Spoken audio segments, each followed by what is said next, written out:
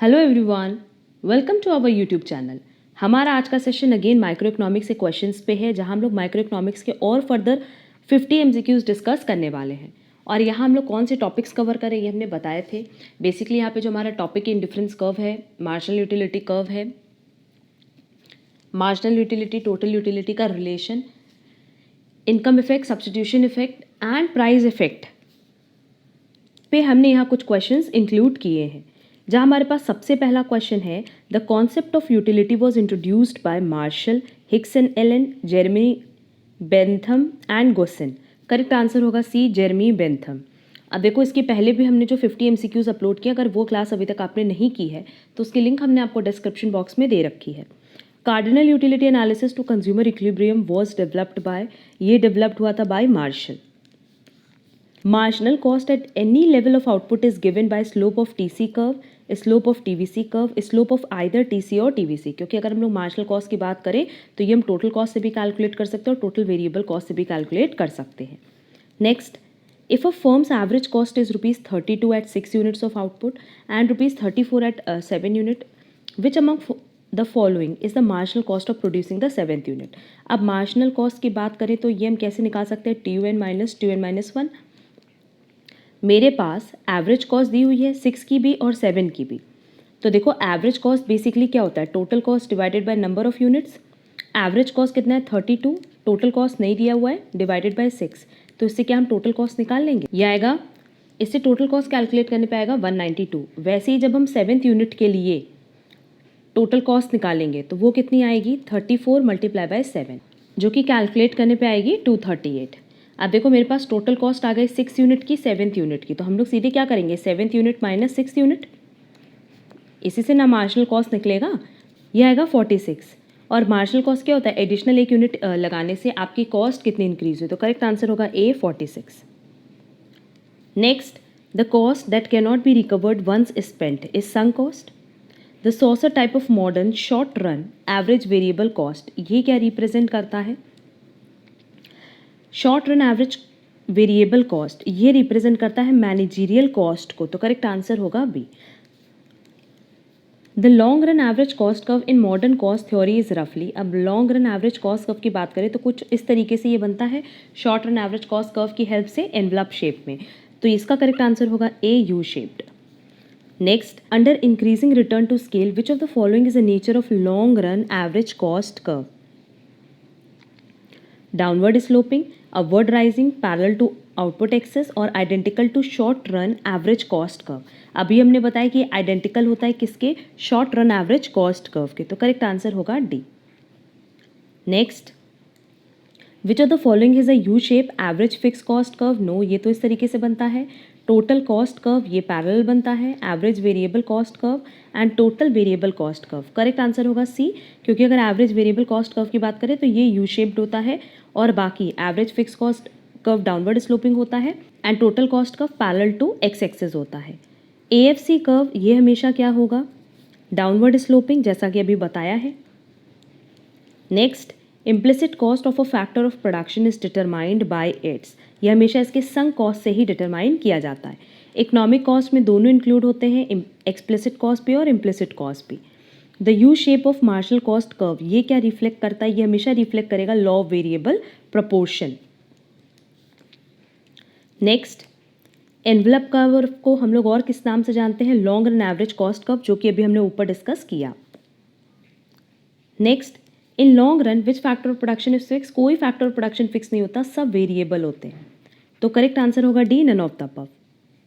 The U shape of the average total cost curve ये क्या reflect करता है, law of diminishing marginal utility, the law of variable proportion, consumer surplus और reserve capacity. ये denote करता है law of diminishing marginal utility. ये सब याद कर लेना कि कौन सा कर्व किस शेप में बनता है और उस शेप का क्या रीज़न होता है। यहाँ वैसे हमने मैक्सिमम पॉइंट कवर किए हैं। Next, the total fixed cost is a horizontal straight line, vertical, hyperbola और यू शेप्ड। करेक्ट आंसर होगा हॉरिजॉन्टल स्ट्रेट लाइन, क्योंकि इसी तरीके से बनता ही है। Next, when average cost minimum in short run, अगर एवरेज कॉस्ट मिनिमम है तो एवरेज कॉस्ट किसके बराबर होगा, मार्जिनल कॉस्ट के। तो करेक्ट आंसर होगा C. Next, the shape of TVC and TCR, जो शेप होता है ना TC एंड TVC का, एक किस तरीके से बनता है, किस तरीके से, that is inverse S shape इसका करेक्ट आंसर होगा. Next, the cost expressed not in terms of money but in terms of efforts of workers undergone for making the commodity. Correct answer होगा B, real cost. The marginal cost curve cuts the average cost curve at, ये हमेशा अपने minimum point पे जब होगा ना, average cost जब minimum point पे होगा तभी मार्जिनल कॉस्ट एवरेज कॉस्ट को कर्व कट करेगा. Next, the minimum point of ATC is at dash position of the minimum point of ABC. Correct answer होगा ए, राइट. इन दोनों का कर्व बना करके देखना, बहुत ही ईजिली पॉइंट समझ आ जाएगा. Next, in the long run cost curve shifts downwards, it is an indication of, ये किसका इंडिकेशन है, टेक्नोलॉजिकल प्रोग्रेस का, येस. लोअर फैक्टर प्राइजेस का, दोनों का ही इंडिकेशन है, तो करेक्ट आंसर होगा C, both of these. Next, the U shape of the LAC curve reflects. अब ये यू शेप क्यों बनता है, due to law of return to scale. क्योंकि अगर हम लोग बात करें लॉन्ग रन की, तो लॉन्ग रन में law of return to scale चलता है और शॉर्ट रन में वेरिएबल प्रोपोर्शन चलता है. Next, the responsiveness of the quantity demanded of one commodity to the changes in the price of another commodity, इसको हम कहते हैं cross elasticity. The value of price elasticity of demand, ये range होता है 0 to infinity, और इस पर तो हमने डिटेल डिस्कशन क्लास डाली हुई है.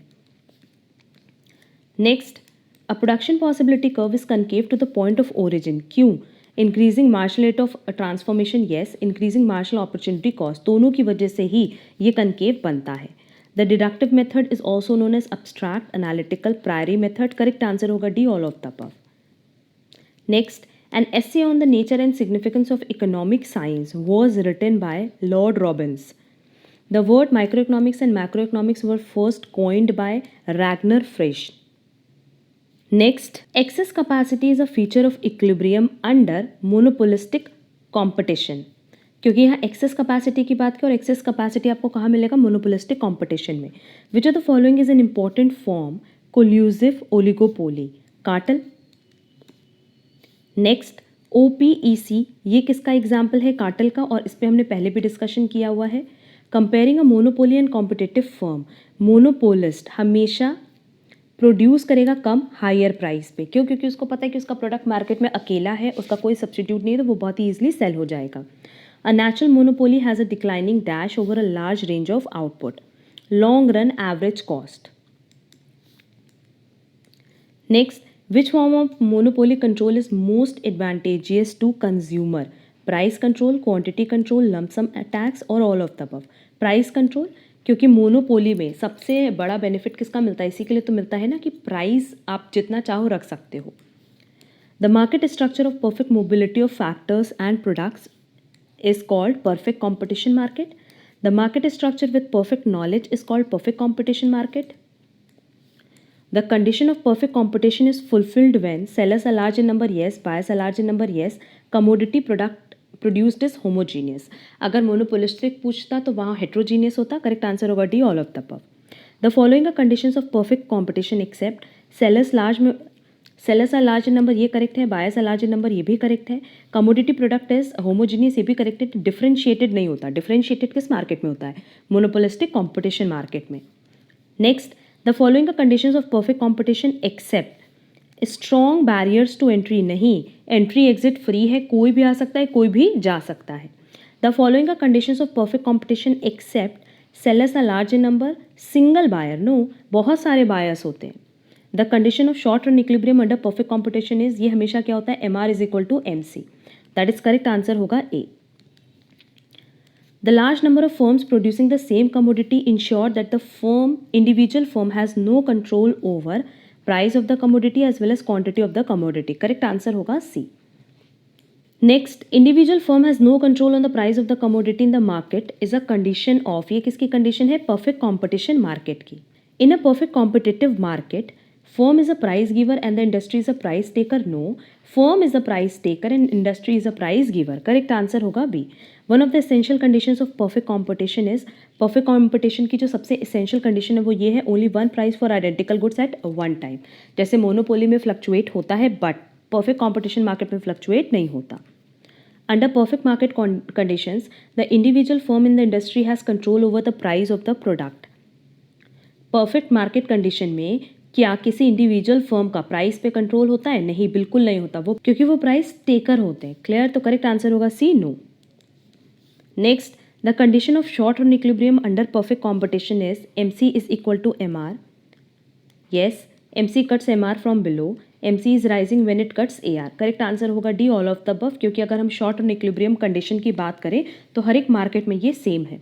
Under perfect market conditions mobility of resources and products are ensured, not ensured, not considered, none of the above. Correct answer होगा ए, इंश्योर्ड। उनकी मोबिलिटी इंश्योर्ड होती है। यहाँ देखो कुछ क्वेश्चंस हमने मार्केट से भी रिलेटेड कंसिडर किए हैं और मार्केट से रिलेटेड और कुछ क्वेश्चंस MCQs अभी हम अपलोड करेंगे।